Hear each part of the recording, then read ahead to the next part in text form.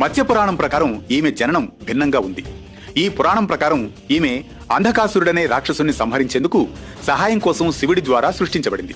ఈ అంధకాసురుడు కూడా రక్తబీజుడి లాగానే భూమికి రాలిన ప్రతి రక్తపు బొట్టు నుండి పుట్టుకొస్తాడు. ప్రతి సంవత్సరం ఆషాఢ మాసంలో పాడ్యమి నుండి నవమి వరకు 9 రోజుల పాటు శ్రీ వారాహి అమ్మవారి నవరాత్రులు వస్తాయి. ఈ సంవత్సరం జూన్ 25 నుండి జూలై 3వ తేదీ వరకు వచ్చే ఆషాఢ పాడ్యమి నుండి నవమి వరకు 9 పగళ్లు రాత్రులుగా వారాహి నవరాత్రులు జరుపుకుంటారు. ప్రతిరోజు రోజువారీ హోమం, అభిషేకం నిర్వహిస్తారు. లక్షలాది మంది తమ తమ కోరికల కోసం ఎంతో భక్తి శ్రద్ధలతో నిష్ఠగా ప్రతి ఏటా చేస్తారు. ఈ పూజను ప్రతిరోజు సూర్యాస్తమయం అయ్యాక చేస్తారు. ఈ ఉత్సవాల్లో పాల్గొనే భక్తులకు శుభం, ఐశ్వర్యం, రక్షణ లభిస్తాయని చెబుతారు. ఇది ఆధ్యాత్మిక అభివృద్ధికి, శుద్ధీకరణకు కూడా సమయం.